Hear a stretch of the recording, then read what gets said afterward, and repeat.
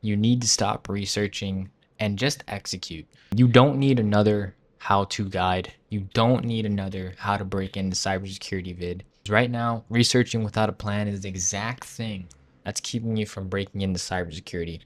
And take it from me, I've been in the field for over 7 years now. I have 6 certifications, CISSP being one of them. I've been seeing a lot of shift in the industry and how hiring works now.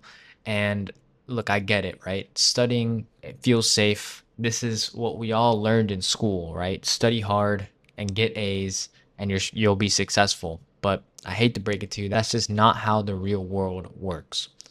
As long as you're studying, watching the next how-to YouTube video, you'll feel like you're making progress, getting that dopamine hit, and in reality, you're not making any progress. And I've been there. But here's the hard truth. Nobody's going to hire you in cybersecurity for knowing and studying everything under the sun. They're going to hire you for what you can prove and an actionable skill set. They want the confidence you'll come in and get the job done. Most people never connect those dots, and this is why they stay stuck. They just keep adding certs, taking courses, investing in boot camps, adding knowledge with nothing to show for it. And my goal is to save you from ending up like that.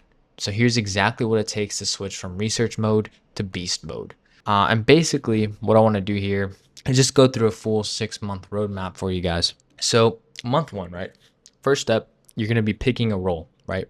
We're going to get right into it.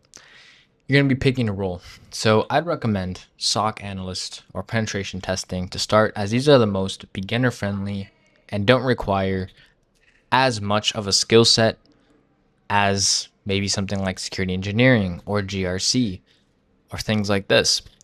And so picking a role, right? The reason why I recommend this is once you know exactly the role you want to get into, it becomes a lot easier to find the skills you need and the certs you need to be able to break into that role. Every role in cybersecurity is going to require a different set of skills no matter what roles you're in. Obviously, some skills carry over to other roles. But for example, SOC analyst, right? You're going to be mostly analyzing and triaging alerts that come into a security information and event management system or an EDR or an endpoint detection and response system, and basically determining whether it's malicious or not. And that skill set requires a lot of investigation, digital forensics, and basically finding details and piecing together everything. And then penetration testing is going to be a whole different ballgame, right? So SOC analyst is going to be on the more defensive side, figuring out what happened and how an attack occurred, versus penetration testing is the complete opposite, right? You're actually breaking things, you're trying to find holes in the security gaps, if you will, and basically thinking outside the box on how you can break defenses and how you can actually hack into stuff. So yeah, one of them sounds cooler than the other. I get it. I used to be just like you.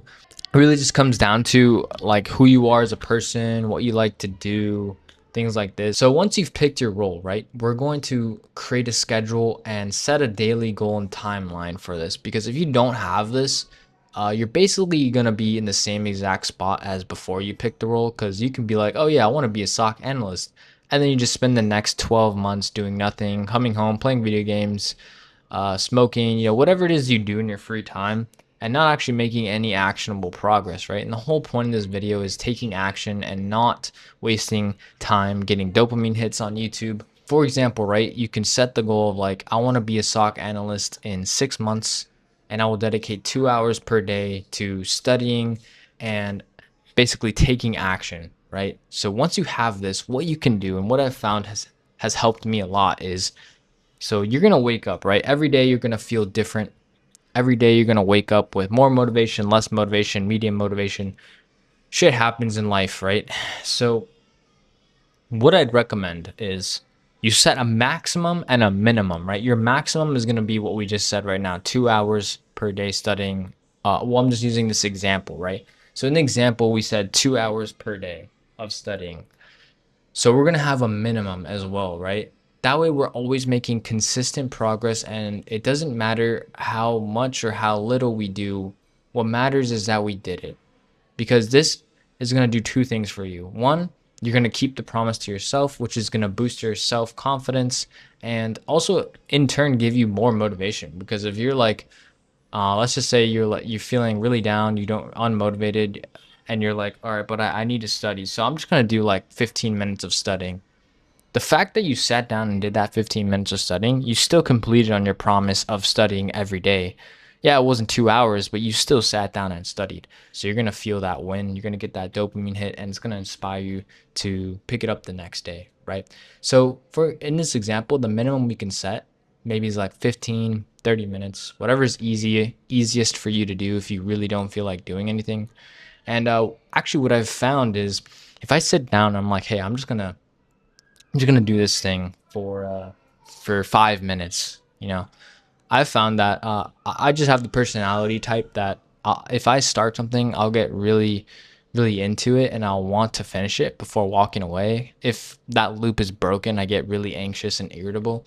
I don't know if it's like a low key OCD thing or something, but that's just how I do it. So I found that if I actually just sit there and do the 5 minutes, I'll actually end up doing more than just 5 minutes. However, it doesn't always happen. Like I'll sit down, do 5 minutes, and be like, yeah, fuck. I'll be like, yeah, fuck this shit. Like I'm not doing anymore for today. So that's where I was going with that, right? Like the whole point is consistency, right? So if we're doing this every single day, then we'll be able to hit our goals faster than if we're skipping days or skipping weeks and just not making any progress at all. Third point here is starting resources. So what I'd recommend is try HackMe. It's really beginner friendly. It's gonna walk you through step by step everything. The top skill sets I'd recommend are for getting started and that are gonna carry you across all of the cybersecurity domain. Networking, really important. Log investigation and frameworks. So basically like incident response or pen testing or things like this. And also, I'd recommend getting familiar with tools like SIM tools or EDR tools like Splunk, Elastic, at Microsoft Sentinel. These are just different tools that I would become um, comfortable with. I would pick one and just get really good at it because if you've mastered one, you've mastered them all. The only thing that changes is where you got to click buttons at. Uh, Second thing I'd recommend is find a community because it's going to help you stay more motivated long term if you have a bunch of people in the same position as you trying to achieve the same things, right? So if you have a bunch of people in a community that are trying to become a SOC analyst or pen tester in 6 months, right? And you're posting, you post one day like, hey, like, I really need to study, but I'm struggling with this and that. And then like four people come in, they're like, bro, I got you. Like, you're gonna be okay, man. You got this. Just push through it. I went through the same exact thing. This is what helped me. Like, you're gonna find so much inspiration and strength in that, and it's gonna help you push through the hardest days. Because I'm not gonna lie here to you, but this path is not easy, right? It takes dedication, takes discipline. It's not going to be easy. Hence why the reward is so high, right? Cybersecurity is a six-figure runway. If you dedicate the time and discipline to this career, you will make six figures. There's no doubt in my mind that you will not. I mean, I've literally done it. I have a bunch of friends that have done it, and I know a bunch of people who make multi six figures in this track. So uh, the runway is limitless. And so I will shamelessly plug my community here. This is what I made it for, to give people a community, right, where they can go and get help in their weakest times. And also, this community gives you guidance and clarity and a roadmap on where to actually go and what to do to become a SOC analyst. And I'm just making this video to like help you and making it as detailed as possible. So yeah.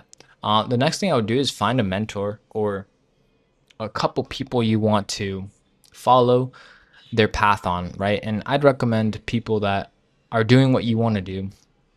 That way they know what it takes to get to where you want to go and they can give you actionable advice. And I'll see mentors, they're not going to be free, right? This is going to be an investment. However, it's going to be one of the best investments you can make because you're going to save on time, you're going to save money, and it's just going to be all around better for you because it'll speed up the time at which you achieve the goal you're looking for, which is to get into cybersecurity. And I personally do this myself. I have invested in mentors, I've invested in courses, I've invested in a bunch of things just to further my knowledge and become better and become more proficient. We've got the first month down, we've got our goals, we've got the role we're going to be focusing on, we've got our starting resources bookmarked, and now it's time to actually get into the sauce and actually get the skill set. So, the first thing is you're going to need to know what certs you want to get, right? And I don't recommend certs for the reason of, oh, you need to have them to get the job. I recommend them because they give you a specific curriculum and skill set that you can study that's going to be actually just help guide you. So the certs I recommend for SOC analysts are going to be in this order: Security Plus, CYSA Plus, which are both CompTIA. And then you have three choices here.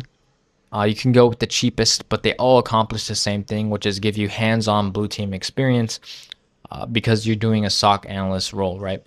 So it's going to be SAL1 from TryHackMe, TCM Practical SOC Analyst Associate, or Blue Team Level 1. Blue Team Level 1 is more popular than the other two, but it is the most expensive out of the two. However, all of those are going to give you exactly what you need, which is an actual skill set, because these three certs are practical certifications. They're not multiple choice questions or whatever like Sec Plus or CYSA. Those two are going to just develop your foundational knowledge and basically help shape your mindset, which is why I recommend them first. And then you can take that mindset and background knowledge and then do the actual practical certs.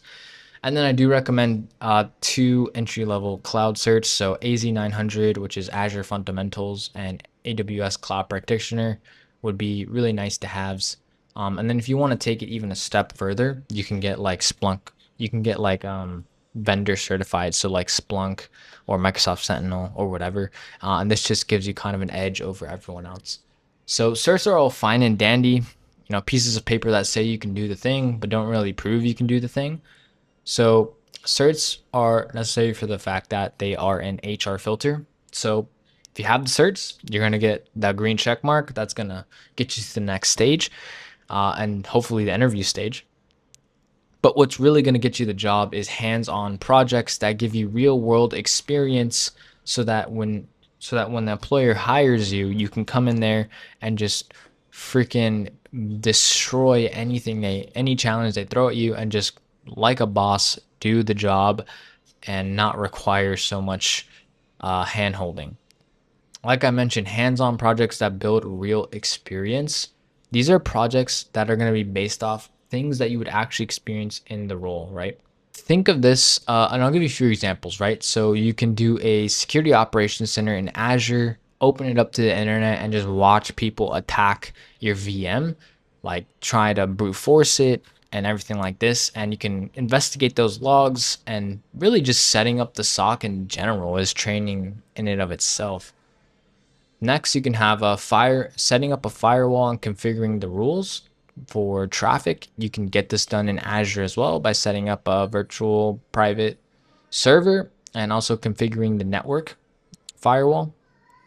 Then there's triaging alerts in a SIM. There's plenty of places on the internet that give you log files and can generate traffic in a SIM that will allow you to investigate the alerts.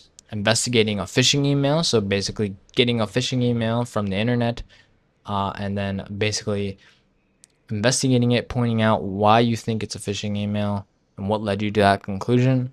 And then things like a log file investigation, so going through like security events in the Windows Event Viewer, things like this, to basically just prove that you have the skill set, right? And these things give you things to talk about. So if in an interview, if they're like, oh, what experience do you have working in a SOC? It's like, well, I set up a mock SOC in Azure, and I opened it up to the internet and I watched people try to brute force. So I created a detection rule in and Microsoft Defender to basically alert me anytime there's a brute force attack from the same IP with a threshold of 5.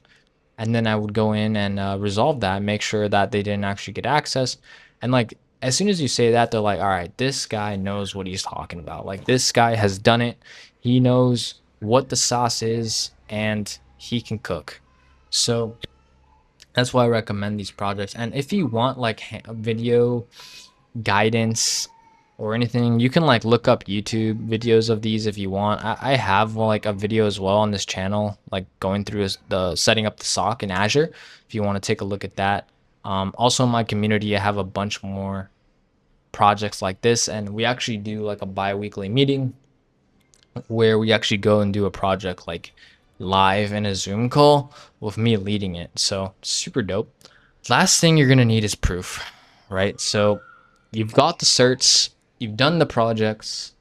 Now you need to show the proof that you've done these things, right? Certs are pretty easy. You just go to your LinkedIn, add it to your certification part of your profile, expiration date you acquired it, and that's it, right? Like, and then you make a post like, oh, I've just passed this certification test. Like, that's super easy. But again, remember, certs don't prove anything. They just prove that you know how to take a test well. The projects are what's going to be the most important part, right? So and I recommend LinkedIn for doing proof.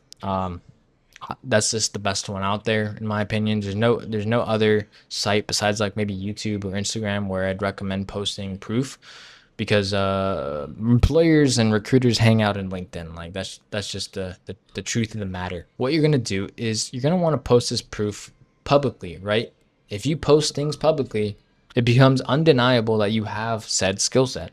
So if you have a video walking through how you set up a SOC in Azure and how you triage alerts, an employer can't sit there and be like, do you have the ability to investigate alerts like if we hired you?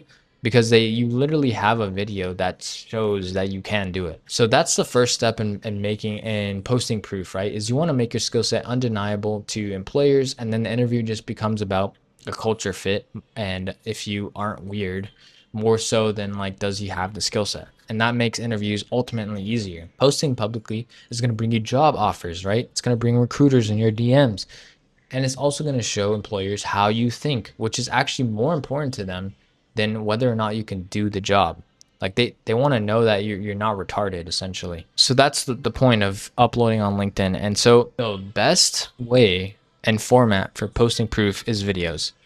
Videos are going to not only display your skill set, but also display how you think and how you go about problem solving, which are the three most important things to an employer, especially in cybersecurity. It's like, can you do the job? Okay, he has the skill set. Are you not retarded? Okay, yeah, he can investigate, he can think, he can what's the word? He can do critical thinking and has common sense.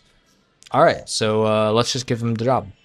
That's basically it. LinkedIn and Indeed, right? So you're going to want to go through and do LinkedIn and Indeed profiles and post all your videos on there of your projects, walking through them, what you learned, and basically the experience that you gained going through that project.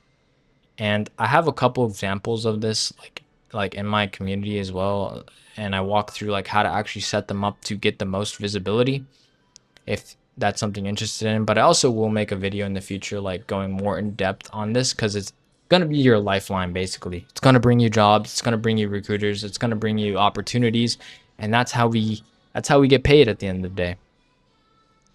So recapping, we've picked our role, we've created our schedule, set our goal and timeline, we've got our starting resources, we've got our certs, we've got our projects done, we've got our proof posted publicly on LinkedIn, and now we're ready to get hired, right? So first, you're gonna be optimizing your LinkedIn to basically just make it SEO friendly. So if a recruiter types in security analyst with security plus, like, you're like the top result. That's like the goal at the end of the day. Obviously there's a bunch of people that have that exact title, but they have like a bio on LinkedIn. You want to make that basically enough for someone to read and be like, all right, this guy, we need to reach out to this guy. So that's kind of the goal of LinkedIn optimization. Applying daily. So a lot of people, like, say you don't need to apply, but in my opinion, I think it's really important to apply to jobs. It doesn't have to be many. It can be like 5 to 10. But what you want to focus on is not LinkedIn Easy Apply, because you're never going to get well, you're not never, but the probability of you getting a job from LinkedIn Easy Apply is like literally next to nothing. So I'd recommend ones that go to the career site directly, like link off of LinkedIn, and you have to like manually type it in and do all that stuff. And it sucks, don't get me wrong, but it's going to give you a higher chance of actually getting selected, because most people are going to get to that page and be like, yeah, dude, I have to sit here for 15 minutes and fill all this out and create a profile and do all this stuff. Nah, I'm out. So you want to do the exact opposite of that. You want to go to those sites and you want to sit there 15 minutes and fill in everything, because that just means there's less competition in that role. So it's going to be a higher chance you actually hear something back. In addition to like applying, once you set up your LinkedIn correctly, you're going to have like recruiters reaching out to you like all the time, and basically presenting with options. So you're going to want so you have like both avenues working for you basically. And the last thing here is like commenting and network on LinkedIn is going to improve the reach of your profile and the visitors as well. So if you're commenting on posts like SOC analyst posts, or like people post like research and stuff on LinkedIn, you can just go and comment there and be like, yo, super, like, make like good comments. Like, don't just like comment like, yo, nice post, or like some bullshit like that, because a bot could write that.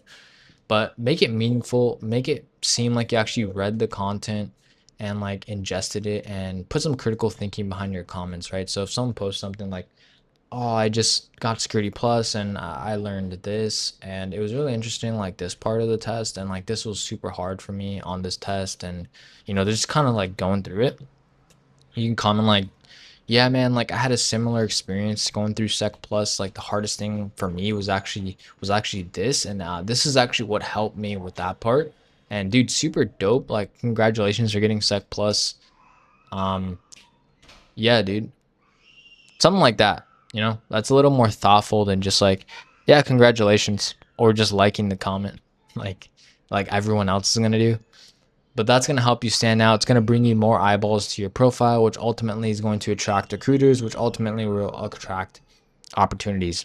So I want to close out this video by saying this is everything you need to do. If you just executed on these things that I've told you in this video, you will get a job in 6 to 12 months in cybersecurity. It's I mean, dude, it's like foolproof. Like this is exactly what I would do if I was starting over again. I would just do those things, just lock in for 6 months, and do that. So granted, the certifications are gonna, depending on how good of a test taker you are, like they might take you longer. But as soon as you have Sec Plus and CYSA Plus, like you're good to go. You can start applying. However, I do recommend getting one of those three: SAL1, TCM PSAA, or Blue Team Level 1, just because that's just going to give you an edge, and it's going to give you real experience. And also in those certs, they have you do projects and labs, which you can then use for proof on your LinkedIn, which like, speeds up the second part we talked about where you're doing projects. So taking all into this account, going back to what we started the video with, the only step left for you is taking action.